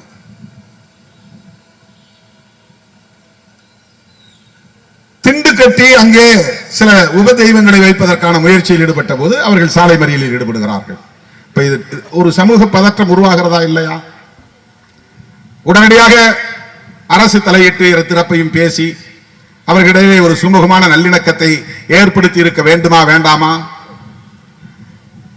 ஆனா பேச்சுவார்த்தை என்கிற பெயர்ல இப்ப கூட அண்மையில் நடந்திருக்கு, 4 நாளைக்கு முன்னாடி. இந்த பேச்சுவார்த்தையில மறுபடியும் என்ன சொல்றாங்கன்னா, நீங்க சும்மா இருங்க, அங்க கோயிலுக்கிட்ட போக கூடாது, இனிமே அவங்க வழக்கில் போய் தலையீடு செய்து அதன் பிறகுதான் முடிவு சொல்லுவாங்க. அதான் ப்ரொசீஜர், ரைட். ஆனா இந்நேரம் அதெல்லாம் தலையீடு செய்திருக்க வேண்டுமா இல்லையா? இந்த கலவரம் நடப்பதற்கு முன்பே தலையிட்டு இருக்க வேண்டுமா வேண்டாமா? தமிழ்நாட்டில் எந்த சேரி கொளுத்தப்பட்டாலும் அங்க எஸ்பி போக மாட்டார், உடனே கலெக்டர் போக மாட்டாங்க. காலனி தானே கொளுத்துனாங்க, சரி ரைட் பாத்துக்கலாம். லோக்கல்ல போலீஸ் கூப்பிட்டு 2 தரப்புலையும் அரெஸ்ட் பண்ணு, இமீடியட்டா செக்யூர் பண்ணு, மேல இருந்து போலீஸ் வருது, அவங்க தரப்புல வந்து லிமிட்டா பாத்துக்கோ. 50 பேர் மேல புகார் கொடுக்குறாங்க, ஒரு 5-6 பேரை கைது பண்ணு, இந்த பக்கத்துல ஒரு 5-6 பேரை கைது பண்ணு, பேலன்ஸ் பண்ணு. இதான் டைரக்ஷன். உயர் நீதிமன்றத்தில் ஒருத்தர் போய் பப்ளிக் இன்ட்ரெஸ்ட் லிட்டிகேஷன் போடுறார், சண்முகன் ஒருத்தர். அந்த வழக்கை விசாரித்த நீதிபதி அவர் ஒரு நல்ல மனுஷன். ஏன் இது வரலும் கலெக்டர் அங்க போல, ஏன் எஸ்பி அங்க போல, போய் பார்க்க வேண்டாமா அப்படின்னு கேள்வி எழுப்பின பிறகு அம்மா போயிருக்கிறாங்க, இந்த மாவட்ட ஆட்சித்தலைவர். அது நீதிமன்றம் கேள்வி எழுப்பின பிறகு. நீங்க கடந்த கால வரலாறு எதை வேணாலும் எடுத்து பாருங்க, எத்தனை சேரிகள் தாக்கப்பட்டிருக்கின்றன, எத்தனை சேரிகள் எரிக்கப்பட்டிருக்கின்றன, எத்தனை படுகொலைகள் நிகழ்ந்திருக்கின்றன. மதுரையெல்லாம் நான் உடனே அந்த இடத்துக்கு போய் நிற்பேன், காவல்துறை அதிகாரி நம்மளை வந்து தடுப்பாங்க, போகக்கூடாது, நாங்கள் பார்த்துக்கிறோம், லா அண்ட் ஆர்டர் வந்துடும், பிரச்சனை வந்துடும், உங்களை வெட்டிடுவாங்க. என்னை போய் மேலவளவு முருகேசன் உடலுக்கு மலர் விளைய வைக்க விடாமல் தடுத்தாங்க மேலூரில். சரி, நான் நிக்கிற இடத்திலே மலர் விளைவிச்சிட்டு போறேன், இந்த இடத்துல மகளவள முருகேசன் காலடிப்பட்ட மண் இருக்கு, இந்த மண்ணிலே நாம அவனுக்கு வீர வணக்கம் செலுத்துறேன்னு மேலூர் கடை வீதியிலேயே காவல் நிலையத்தின் முன்னாலேயே 7 பேருக்கு மலர் விளை வச்சுட்டு வணக்கம் வச்சுட்டு டிஐஜி கணேசன் ஒருத்தர் இருந்தார். அவர் வந்து, சார் சிச்சுவேஷன் சரியில்லை, அதனால தான் சொல்றேன், ஒரு நல்ல மனுஷன், இன்னைக்கு கொஞ்சம் போயிருங்க, எனக்கு பாதுகாப்பு கொடுத்து அந்த இடத்துக்கு அழைச்சிட்டு போகணும், அதுதான் போலீஸுடைய கடமை. பாதிக்கப்பட்டவர்கள் என்ன பார்த்தாங்கன்னா கொஞ்சம் அழுது தீர்த்தாங்கன்னா கொஞ்சம் டிஸ்சார்ஜ் ஆகும். அவங்களுக்கு யார் நாதி, யார் அவங்களுக்கு ஆறுதல் சொல்லுவா? சொல்றது யார்? இந்த தமிழ்நாட்டில் இருக்கிறாங்க, எந்த கட்சி இருக்கிறது? அவன் கண்ணீர் வடித்துக் கொண்டிருக்கிற போது அவன் கண்ணீரை துடைப்பதற்கு எந்த கைகள் நீளும், எந்த கை நீண்டு இருக்கிறது? அப்ப இவர் வந்து ஒரு இயக்கம் நடத்துறாரு, இவர் வராரு, சரி இவர் அழைச்சிட்டு போகும், நீங்க உட்காருங்க சார், முன்னால பின்னால பாதுகாப்பு போட்டு வாங்க, மேல வள வர அந்த பாடியில மலர் வளைய வைங்க, அஞ்சலி செலுத்துங்க, வாங்க மறுபடியும் உங்களை கொண்டாந்து மதுரையில் விடுறேன் அப்படின்னு விட்டுருக்கணும். ஆனா செய்யல. எக்கச்சக்கமா போலீஸ் நிக்குது, திரும்பி போன்னு என்ன வந்து மறிக்கிறாங்க. அப்படியே செவர் வச்ச மாதிரி ஆயுதம் தாங்கிய போலீஸ், இந்த ஆயுதப்படை போலீஸ், ஆர்ம்டு போலீஸ் 3-4 வரிசை நிக்கிறாங்க, என்ன மறிச்சு நிக்கிறாங்க, நான் உள்ள போயிடக்கூடாது. 7 பேரை வெட்டி சாய்ச்சிருக்கிறாங்க. அந்த நேரத்தில் கூட ஆட்சித்தலைவர் உடனே அந்த இடத்துக்கு போகல. இதுதான் வடகாட்டில் நடந்திருக்கிறது. ஆக நம்முடைய கோரிக்கை வடகாட்டு பிரச்சனையில் அடைக்கலம் காத்த ஐயனார் கோயில்களை வழிபடுவதற்கு ஆதிதிராவிட மக்களுக்கு மரபுப்படி அனுமதி வழங்க வேண்டும். அது அவர்களுக்கே உரிய கோயில், நாளைக்கு அதை திறந்துவிட வேண்டும். அவர்களின் நீண்டகால புழக்கத்தில் இருக்கிற பகுதியிலே வாலிபால் விளையாடுவோம் என்று ஆக்கிரமிப்பு செய்திருக்கிற அந்த ஆக்கிரமிப்பை அகற்ற வேண்டும். அங்கு வரக்கூடாது, யாரும் வரக்கூடாது, அவர்களுக்கு தடை விதிக்க வேண்டும். மீறி வந்தால் சட்டப்படி நடவடிக்கை எடுக்க வேண்டும். என்ன அவங்கள்ட்ட மட்டும் போய் கெஞ்சிறீங்க, இங்க வந்து மிரட்டுறீங்க, இது என்ன அப்ரோச்? எஸ்சி மக்கள்னா மிரட்டுறது, அவங்கள்ட்ட போனா ரெக்வஸ்ட் பண்றது, இல்லங்க நாங்க பாத்துக்கிறோம், நாங்க பேசிக்கிறோம், கொஞ்சம் கலைஞ்சு போங்க. எஸ்சி எஸ்டி மக்கள்னா உடனே லத்தி சார்ஜ், அடிதான். என்ன கலவரம் பண்ணாலும் அவங்க கலவரம் பண்ணா அப்படியே நின்று வேடிக்கை பார்ப்பாங்க. நீ சாலை மறியல் பண்ணாலே நீ எப்படி பப்ளிக் வந்து டிஸ்டர்ப் பண்ற, அடி மண்டே பொளந்து ரத்த கலரி ஆக்கிடுவாங்க. இதெல்லாம் 35 வருஷத்துல சந்திச்சது. எல்லா களங்களிலும் இது போல ஒரு பயாஸ்ட் அப்ரோச், பியூரோக்ராட்ஸ் அணுகுமுறை அப்படித்தான் இருந்திருக்கிறது. இப்ப இந்த பிரச்சனை அதுதான். ஆக முதல் கோரிக்கை, அடைக்கலம் காத்த ஐயனார் கோவிலை ஆதிதிராவிடர்கள் பயன்படுத்துவதற்கு அனுமதிக்க வேண்டும், அந்த தடையை விலக்க வேண்டும். அந்த பகுதியில் அந்த புழக்கத்தில் உள்ள இடத்தில் பிறர் செய்கிற ஆக்கிரமிப்பை தடுக்க வேண்டும். அது அவங்களுக்குரிய இடம், யாரும் அங்க போகக்கூடாது, இதை செய்யணும். இரண்டாவது, இந்த பிரச்சனைகளுக்கெல்லாம் காரணம் என்று காவல்துறையே ஒப்புதல் வாக்குமூலம் தந்திருக்கிற டாஸ்மாக் கடையை அங்கிருந்து முற்றாக அப்புறப்படுத்த வேண்டும். நாங்க இதுதானே சொல்றோம், அதுக்குதான மது மற்றும் போதை ஒழிப்பு மாநாட்டை நடத்தணும். தமிழ்நாடு முழுக்க இருக்கிற மதுக்கடைகளை மூடுங்கள். எல்லா சமூகத்தை சார்ந்த இளைஞர்களும் பாழாகிறான. முத்திரையர் சமூகத்தை சார்ந்த இளைஞரும் குடிச்சுட்டானே 2 வீலர்ல போய் தகராறு இருக்கிறான். குடிச்சிருந்தாலும் போதையில் இருந்தாலும் சாதி புத்தி மாறலையே. இதுதான் ஆதிதிராவிடர் தெருன்னு உள்ள போய் அங்க போய் தகராறு பண்றான். குடிக்கிறதுக்கு அந்த திருவழியா தான் போறான், குடிச்சிட்டு வரும்போது அந்த திருவழியா தான் வரான். இது உண்மையா இல்லையா? இப்ப மறுபடியும் அது பிரச்சனைக்கு இடம் தருமா தராதா? ஆகவே அந்த தெருவில், கடை தெருவில், அதுவும் தலித் தெருவில் கூட அல்ல, பிற சமூகத்தினர் வாழக்கூடிய தெருவை ஒட்டியே அந்த மதுக்கடை இருக்கிறது. 24 மணி நேரத்தில் அந்த மதுக்கடையை அரசு அப்புறப்படுத்த வேண்டும், அதை மூட வேண்டும். இது 3வது கோரிக்கை. 4வது கோரிக்கை, ஆதிதிராவிட மக்கள் மீது போடப்பட்ட பொய் வழக்குகள் அனைத்தையும் திரும்ப பெற வேண்டும். 6 பேர் அரெஸ்ட் பண்ணிருக்காங்க. 6 பேர்ல 4 பேர் ஸ்டூடெண்ட். காலேஜ் ஒருத்தர் இன்ஜினியரிங் முடிச்சிருக்கிறான், காலேஜ் படிச்சிட்டு இருக்கிற பையங்க. சரி, வன்முறையில் ஈடுபட்டா கைது செய்ய மாட்டாங்களா? கைது பண்ணுவாங்க. ஆனா அவங்க வன்முறையில் ஈடுபட்டார்களா? தேடி போய் அவர்கள் தெருவுக்குள்ளே புகுந்து வன்முறையில் ஈடுபட்டார்களா? தெருவுக்குள்ள வந்து தாக்குதல் நடத்துகிற போது 4-5 பேரை பிடித்து போலீசில் ஒப்படைத்திருக்கிறார்கள். பிடிச்ச போது ஒருத்தர் 2 பேர் அடிச்சிருக்கலாம். இரத்த காயம் இருக்கிறதா, கொடுங்காயம் இருக்கிறதா, கொலை முயற்சி நடந்ததா, கொலை செய்யும் நோக்கத்தோடு தாக்குதல் நடத்தினார்களா? அது ஒரு டிஃபென்சிவ் அப்ரோச். அது என் தெருவுக்குள்ள வந்துட்ட, நீ வெளியே போ, போலீஸ் வர வரல உன்னை பிடிச்சி வச்சிருக்கிறேன், அப்ப 2 பேர் 3 பேர் அடிச்சிருக்கோம். ஆனால் காவல்துறை அதையும் சமமாக பார்க்கிற, நீயும் வன்முறையில் ஈடுபட்டாய், தாக்கினாய். மாணவர்கள் என்றும் கூட பாராமல் அவங்க நினைச்சா வேற என்ன ஒரு 4 பேரை பிடிச்சு அதே எஸ்சியிலே தாக்குதல் நடத்தினான்னு நடத்திலே எத்தனையோ பேர் மேல நீங்க போய் வழக்கு போடுறீங்க. அப்படி எஸ்சி தரப்புல இவெல்லாம் ஸ்டூடெண்ட்ஸ், போயா போய் ஒழுங்காரு, இனிமேல்லாம் இந்த மாதிரி பிரச்சனை தலையிடாத, ஒழுங்கா படிச்சு வாழ்க்கையில முன்னேறதுக்கு பாரு அப்படின்னு சொல்லிட்டு வேற யாரும் பசங்க கல்லூரிக்கு போகாத பள்ளிக்கு போகாதவங்க அந்த சம்பவத்தில் ஈடுபட்டு இருந்தா அவங்களை அரெஸ்ட் பண்ணி உள்ள கூட போடட்டும். ஆனா அதெல்லாம் பார்க்க மாட்டாங்க. அவங்க கேரியர் ஸ்பாயில் ஆனா கூட அதை பத்தி அவங்களுக்கு கவலை கிடையாது. 6 பேரை உள்ள வச்சிருக்கிறாங்க. ஆகவே ஆதிதிராவிட சமூகத்தை சார்ந்த இளைஞர்கள் மீது, மக்கள் மீது போடப்பட்ட வழக்குகளை திரும்ப பெற வேண்டும். இது முக்கியமான கோரிக்கை. அதற்கு அடுத்து இப்போது புலனாய்வு செய்யக்கூடிய காவல்துறை அதிகாரிகளை அந்த இடத்திலிருந்து மாற்ற வேண்டும், அல்லது அந்த வழக்கை அடுத்த நிலையில் இருக்கிற சிபிசிஐடி மாதிரியான புலனாய்வு துறையிடம் ஒப்படைக்க வேண்டும். இந்த காவல்துறை விசாரித்தால், ஏற்கனவே எஸ்பி ஒரு ஸ்டேட்மெண்ட் கொடுத்துட்டாரு, இது பெட்ரோல் பங்க்ல நடந்த சண்டை, குடிச்சிட்டு போதையில் இருந்த இளைஞர்கள் மோதிக்கொண்டார்கள், இது சாதிய வன்கொடுமை இல்லை அப்படின்னு சொல்லிட்டாரு. இதை மீறி எப்படி அவங்க இன்வெஸ்டிகேஷன் நடத்துவாங்க? உயரதிகாரி இப்படி சொன்ன பிறகு ப்ரீ கன்சீவ்டு தாட்ஸ், முன்கூட்டியே முடிவு செய்யக்கூடிய சிந்தனைகள், எண்ணம், ஒரு இன்வெஸ்டிகேஷனுக்கு அது ஒரு பெரிய பேரியர், அது ஒரு தடை. அப்படி சொல்லி இருக்க கூடாது. அவர் சொல்லிட்டார். இப்ப அங்க இருக்கக்கூடிய டிஎஸ்பி எஸ்பி சொன்ன ஸ்டேட்மெண்ட்டுக்கு மாறா எப்படி ஒரு ஸ்டேட்மெண்ட் எழுதுவார்? புலனாய்வில் அவருக்கு என்ன விவரம் கிடைத்தாலும், என்ன ஆதாரம் கிடைத்தாலும், எத்தகைய தரவுகள் கிடைத்தாலும், எப்படி எஸ்பி சொன்ன கருத்துக்கு நிலைப்பாட்டுக்கு மாறாக அவர் புலனாய்வு அறிக்கையில பதிவு செய்வார்? வழக்கை எப்படி நடத்தி முடிப்பார்? எப்படி அந்த குற்றவாளிகளுக்கு தண்டனை வாங்கி தருவார்?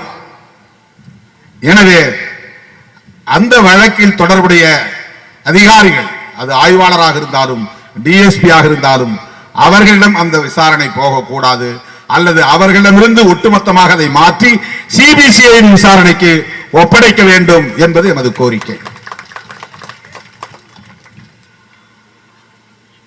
தமிழ்நாடு முழுவதும் இப்படி ஆங்காங்கே நடைபெற்றுக் கொண்டிருக்கிற சூழலில் தமிழ்நாடு அரசு இந்த பிரச்சனைகளை எல்லாம் எதிர்கொள்வதற்கு காவல்துறை, வருவாய்த்துறை அதிகாரிகளுக்கு என்று தனியே விழிப்புணர்வு பயிற்சியை வழங்க வேண்டும். அவங்களுக்கு ஒரு சென்சிடைசேஷன் புரோகிராம், அவங்களுக்கு அதிகாரிகளுக்கு இந்த இஷ்யூவை எப்படி டீல் பண்ணணும், விக்டிம் சைட்ல எப்படி நின்று நீங்க நீதியை பெற்று தரணும், இந்த வன்கொடுமை தடுப்பு சட்டத்தை எப்படி இம்ப்ளிமெண்ட் பண்ணணும், இதை பற்றி எந்த விதமான ஒரு அவேர்னஸும் காவல்துறைக்கு இல்லை, வருவாய்த்துறைக்கு இல்லை. ஒரு பிரச்சனை நடந்தா இம்மீடியட்டா அங்க போய் நிக்கணும். அவங்க அப்பதான் லா அண்ட் ஆர்டர் பிரச்சனையை மாற்ற முடியும்.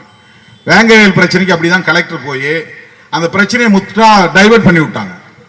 போனாங்க, லேட்டா போனாங்க, ஆனா டைவர்ட் பண்ணி விட்டாங்க. அங்க போய் டீ கடையில் நின்று ரெட்டை டம்ளர் இருந்து அவனை கைது பண்ணி இவனை கைது பண்ணி போட்டு பிரச்சனையை டிபேட்டே மாத்தி விட்டாங்க. இன்வெஸ்டிகேஷன்ல அந்த ஒரு ஜனங்களே, இளைஞர்களே தண்ணி தொட்டியில போய் போட்டாங்க. ரொம்ப இன்டெப்தா நாம விசாரிச்சிட்டோம். யார் மேல முரளி உட்பட யார் மேல வழக்கு போட்டிருக்காங்களோ அவங்களை நேரடியா உட்கார வச்சு கடுமையாவும் நாம விசாரிச்சு பார்த்துட்டோம்.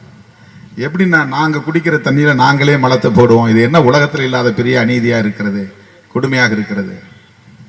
இப்ப ஒரு ஏற்கனவே ஒரு முடிவு, ஒரு ஸ்டாண்ட் எடுத்துட்டா அந்த முடிவை அப்படியே எஸ்டாப்ளிஷ் பண்ணணுங்கிறதுல பியூரோக்ராட்ஸ் ரொம்ப தெளிவா இருப்பாங்க. அதுக்கு தகுந்த மாதிரிதான் தரவுகளை திரட்டுவாங்க, அதுக்கு தகுந்த மாதிரிதான் ஆவணங்களை தயாரிப்பாங்க.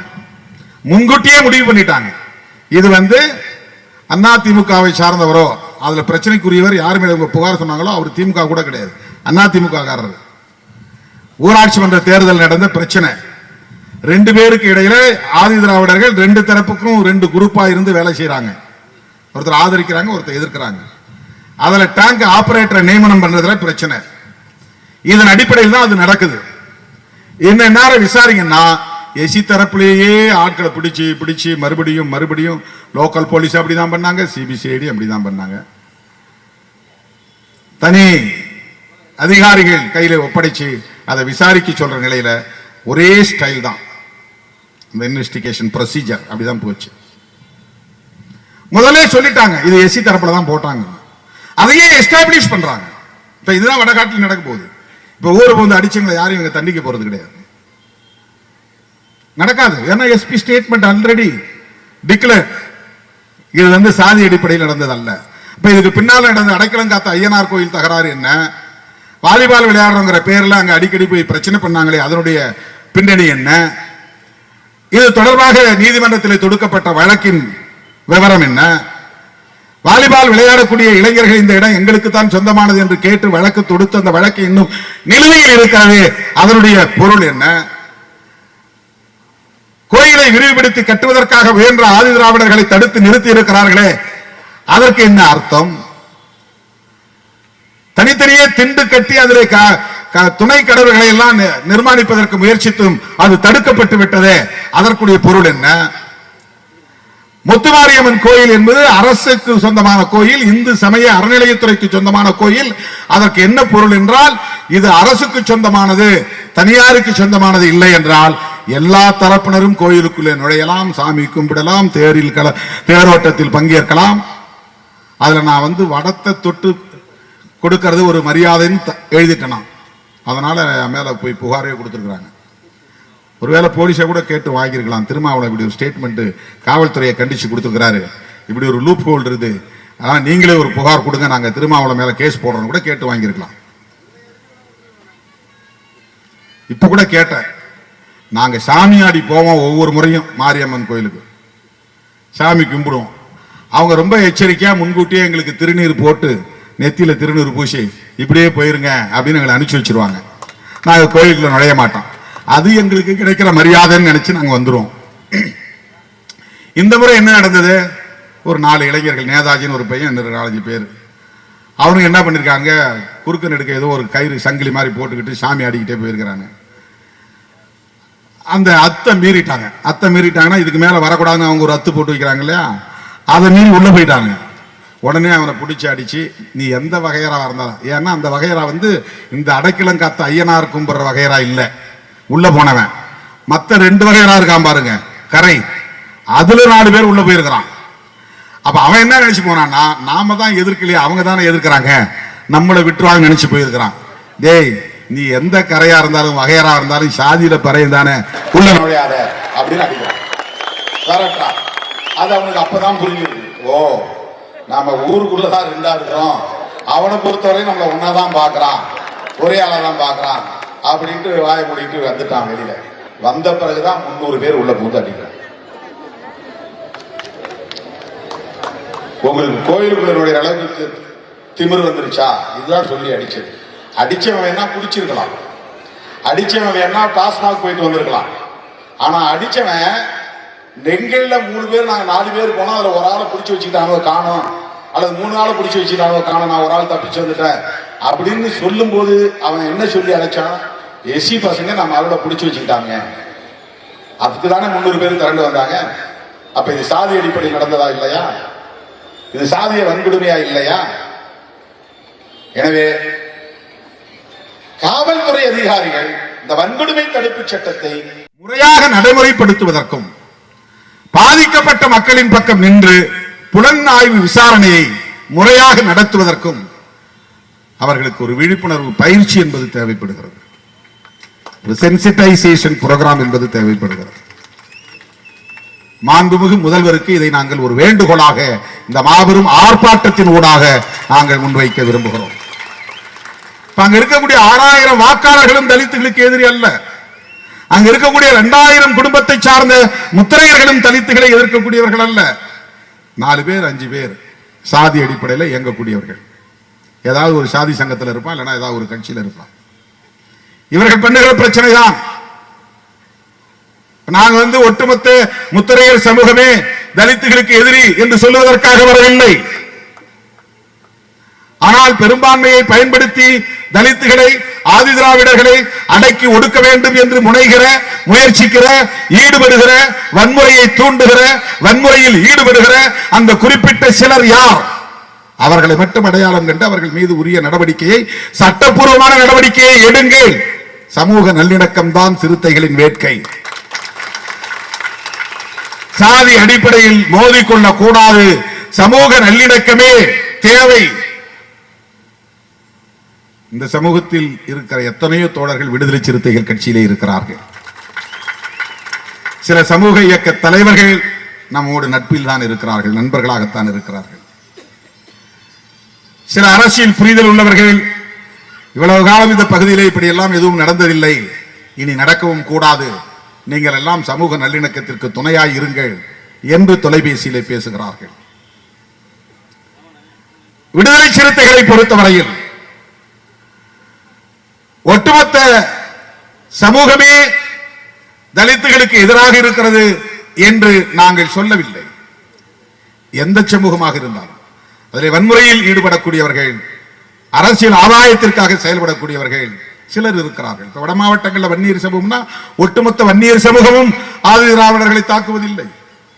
அரசியல் ஆதாயத்திற்காக அந்த சாதிய உணர்வை தமக்கு ஆதாயத்திற்கு பயன்படுத்துகிற பாமகவை நாங்கள் விமர்சிக்கிறோம்.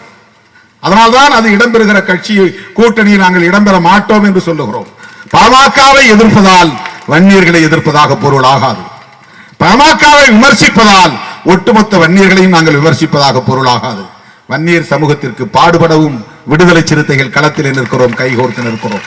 முத்திரையர் சமூகத்தின் ஜனநாயக உரிமைகளுக்காக விடுதலை சிறுத்தைகளும் குரல் கொடுக்கும், போராடும்.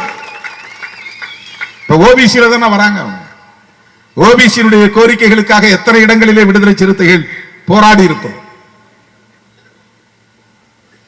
நாடாளுமன்றத்திலே குரல் எழுப்பி இருக்கிறோம். கல்வி வேலை வாய்ப்பிலே இடஒதுக்கீடு பெறுவதற்கு ஒரு வருமான வரம்பு இருந்தது. வெறும் 2.5 லட்சம் ரூபாய் ஆண்டு வருமானம் இருந்தா, அதுக்கு மேல இருந்தா அவங்க பிள்ளைகளுக்கு ஸ்காலர்ஷிப் கிடையாது, அட்மிஷன் கிடையாது, இடஒதுக்கீடு கிடையாது. இந்த நிலை இருந்தது. எந்த ஓபிசி தலைவரும் அதை கண்டுபிடிக்கவும் இல்லை, அதற்காக குரல் கொடுக்கவும் இல்லை. அதை கண்டுபிடித்து முதலிலே மன்மோகன் சிங்கிடம் போய் மனு கொடுத்தவன் திருமாவளவன். 2.5 லட்சம் ரூபாய் ஆண்டு வருமானம். சாதாரண ஒரு ஆபீஸ் அசிஸ்டன்ட், ஒரு பியூன், ஒரு சத்துணவு வேலை செய்யறவன் வருஷத்துக்கு 2.5 லட்சம் ரூபாய் சம்பளம் வந்துடும் வருமானம். ஆனா 2.5 லட்சம் ரூபாய் சம்பளம் வர்றதுனால அவன் பிள்ளை எந்த அனுபவத்தையும் பயனையும் அனுபவிக்க முடியாது. அரசு தருகிற எந்த சலுகையும் பயன்பெற முடியாது. அதனால வருமான வரம்பை உயர்த்துங்க, 8 லட்சம் உயர்த்துங்க. 8 லட்சம் ஆண்டுக்கு வருமானம் வந்தாலும் அவன் வீட்டு பிள்ளைக்கு இடஒதுக்கீடு கிடைக்கணும், ஸ்காலர்ஷிப் கிடைக்கணும் என்று சொன்ன இயக்கம் மன்மோகன் சிங்கிடம் போய் கடிதம் கொடுத்தவன் திருமாவளவன், விடுதலை சிறுத்தைகள் கட்சி. ஓபிசிக்கு எதிரானவர்கள் இல்லை. திருமாவளவன் கொடுத்த மனுவை ஏற்றுக்கொண்ட மன்மோகன் சிங் பிரதமர் அவர்கள் அதன் பிறகு அந்த வருமான வரம்பை 4.5 லட்சமாக உயர்த்தினார். அதனால் இன்னைக்கு லட்சக்கணக்கான ஓபிசி குடும்பங்களை சார்ந்த பிள்ளைகள் பயன்பெறுகிறார்கள். அதே மாதிரி மருத்துவ கல்வி படிக்கிறதுல ஆல் இந்தியா கோட்டான்னு ஒரு கோட்டா இருக்கு. ஆல் இந்தியா கோட்டான்னா என்னன்னா, ஒரு மெடிக்கல் காலேஜில் 100 இடம் இருக்கு. அந்த 100 இடத்துல 15 இடத்தை டெல்லி அரசாங்கத்துக்கு கொடுத்துடணும். அந்த 15 சீட்ல அவங்க பார்த்து முடிவு பண்ணி இந்தியா முழுக்க இருக்கக்கூடிய மத்திய அரசாங்கத்தில் வேலை செய்யக்கூடிய குடும்பங்களை சார்ந்த பிள்ளைகளுக்கு மருத்துவம் படிக்கிற வாய்ப்பை தருவாங்க 15 சீட்ல. அதுல எஸ்சி எஸ்டிக்கு கோட்டா உண்டு. அதிலே கவர்மெண்ட் எம்ப்ளாயா இருக்கிற சென்ட்ரல் கவர்மெண்ட் எம்ப்ளாயிஸ், மத்திய அரசு ஊழியர்கள் இருப்பாங்க இல்லையா, டெலிபோன்ஸ்ல வேலை செய்வாங்க, பேங்க்ல வேலை செய்வாங்க, ரயில்வேல வேலை செய்வாங்க. இந்த மாதிரி சென்ட்ரல் கவர்மெண்ட் அலுவலகங்களை பணியாற்றக்கூடியவர்கள் பிள்ளைகள் இங்க இருந்து குஜராத்ல போய் வேலை செய்வான், டெல்லியில போய் வேலை செய்வான். அவங்க வீட்டு பிள்ளைகள் மெடிக்கல் படிக்கணும். அதுக்கு ஒவ்வொரு ஸ்டேட் கவர்மெண்ட்லயும் ஒவ்வொரு மருத்துவக் கல்லூரியில இருந்தும் மொத்த இடங்கள்ல 15 இடத்தை எங்கள்கிட்ட கொடுத்துருங்க, இதை நாங்க பயன்படுத்தணும். எங்க கவர்மெண்ட்ல வேலை செய்யக்கூடிய பிள்ளைகளுக்கு நாங்கள் இடஒதுக்கீடு தந்து அதிலே நிரப்புவோம். அதுதான் ஆல் இந்தியா கோட்டா. அந்த 15%ல எஸ்சி எஸ்டி மக்களுக்கு 22% இடத்தை எஸ்சி எஸ்டி மக்களுக்கு கோட்டா அடிப்படையில் ஒதுக்குனாங்க. ஓபிசிக்கு அதுல இடஒதுக்கீடு இல்லை. அதை கண்டுபிடித்த இயக்கம் விடுதலை சிறுத்தைகள் கட்சி. அதற்காக போராட்டம் நடத்திய இயக்கம் விடுதலை சிறுத்தைகள் கட்சி. அதன் பிறகு அந்த கோட்டாவில் இடம் கேட்டு விடுதலை சிறுத்தைகள் உச்ச நீதிமன்றத்தில் வழக்கு தொடுத்தோம். திமுகவும் அதுக்கு பிறகு வழக்கு தொடுத்தாங்க. இப்ப சுப்ரீம் கோர்ட் ஆர்டர் போட்டு ஓபிசிக்கு ஆல் இந்தியா கோட்டாவில் இடஒதுக்கீடு கிடைத்திருக்கிறது. இதை முன்னெடுத்த இயக்கம் விடுதலை சிறுத்தைகள் கட்சி. முத்தரையர் உட்பட அனைவரும் அதிலே பயன்பெறக்கூடிய ஒரு வாய்ப்பை இன்றைக்கு நாம் ஏற்படுத்தி தந்திருக்கிறோம். பல சமூகங்களை சார்ந்த பெண்கள் பாதிக்கப்படுகிறார்கள். அதற்காக நாம் போராடி இருக்கிறோம்.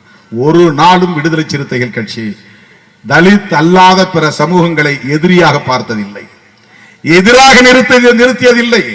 வடகாடி சம்பவத்தில் ஈடுபட்டவர்கள் சிலர், குறிப்பிட்ட சிலர், 2000 குடும்பங்களும் கிடையாது. எல்லோருக்கும் அப்படி ஒரு எதிர்ப்பு மனோநிலை இருக்கிறது என்று சொல்ல மாட்டோம். ஜனநாயக சக்திகள் உண்டு, மனிதநேயம் உள்ளவர்கள் உண்டு, சமூக நல்லிணக்கத்தை விரும்புகிறவர்கள் உண்டு. காவல்துறையிலும் அப்படி நல்ல அதிகாரிகள் உண்டு, வருவாய்த்துறையிலும் அப்படி நல்ல அதிகாரிகள் உண்டு, நீதித்துறையிலும் அப்படி நல்ல அதிகாரிகள் உண்டு. ஆனால் சாதியவாதத்தோடு செயல்படக்கூடியவர்களைத்தான் நாம் விமர்சிக்கிறோம், கண்டிக்கிறோம். எனவே வடகாடி சம்பவம் 2 குடிபோதையில் இருந்த தரப்பினருக்கு இடையே நடந்த மோதல் அல்ல. அடைக்கலம் காத்த ஐயனார் கோவிலை ஆதி திராவிடர்கள் பயன்படுத்துவதை பொறுத்துக் கொள்ள முடியாமல் அதிலிருந்து உருவான பிரச்சனை தான். அம்பேத்கர் படம் போட்ட பதாகைகளை கிழித்தெறிவதிலிருந்து, தீ வைத்து கொளுத்தியதிலிருந்து இந்த பிரச்சனை மெல்ல மெல்ல முற்றியது. அதனுடைய விளைவாகத்தான் முத்துமாரியம்மன் தேரோட்டத்தின் போது அந்த தெருவுக்குள்ளே புகுந்து தாக்குதல் நடத்தியிருக்கிறார்கள். எனவே காவல்துறை முறையாக இதை விசாரித்து உரிய நடவடிக்கை எடுக்க வேண்டும். பாதிக்கப்பட்ட மக்களுக்கு நீதி வழங்க வேண்டும். அதற்கு தமிழ்நாடு அரசு, காவல்துறை, குறிப்பாக மாண்புமிகு முதலமைச்சர் அவர்கள் நேரடியாக இதிலே தலையிட வேண்டும். இந்த காவல்துறையின் புலன் விசாரணையில் இருந்து மாற்றி நடுநிலையோடு விசாரிக்கக்கூடிய அதிகாரிகளை நியமித்து சிபிசிஐடி விசாரணைக்கு ஆணையிட வேண்டும் என்பதை சொல்லி, தலித்துகள் மீதே போடப்பட்ட வழக்குகளை உடனடியாக திரும்ப பெற வேண்டும் என்பதை வலியுறுத்தி, அடைக்கலம் காத்த ஐயனார் கோவிலை வழிபடுவதற்கு ஆதிதிராவிட மக்களுக்கு அனுமதியை உடனடியாக வழங்க வேண்டும் என்று வலியுறுத்தி, சமூக நல்லிணக்கத்தை பேணுவதற்குரிய அனைத்து நடவடிக்கைகளையும் மேற்கொள்ள வேண்டும் என்று கேட்டு இந்த கூட்டத்தில் என் அழைப்பை ஏற்று வருகை தந்த என் உயிரின் உயிரான விடுதலை சிறுத்தைகள் அனைவரும் பாதுகாப்பாக வீடு திரும்ப வேண்டும் என்று வேண்டுகோள் விடுத்து 31ஆம் தேதி திருச்சிராப்பள்ளியில் நடைபெறுவதாக இருந்த மாபெரும் பேரணி ஜூன் 14ஆம் தேதி நடைபெறுவதாக அறிவிக்கப்பட்டிருக்கிறது. இந்திய நாடே திரும்பி பார்க்கக்கூடிய வகையில் அந்த பேரணி அமைய வேண்டும். அதற்கு ஏற்ப இப்போதே நீங்கள் களப்பணிகளை தீவிரப்படுத்த வேண்டும் என்று கேட்டு விடைபெறுகிறேன். நன்றி, வணக்கம். ஜெய் பீம்.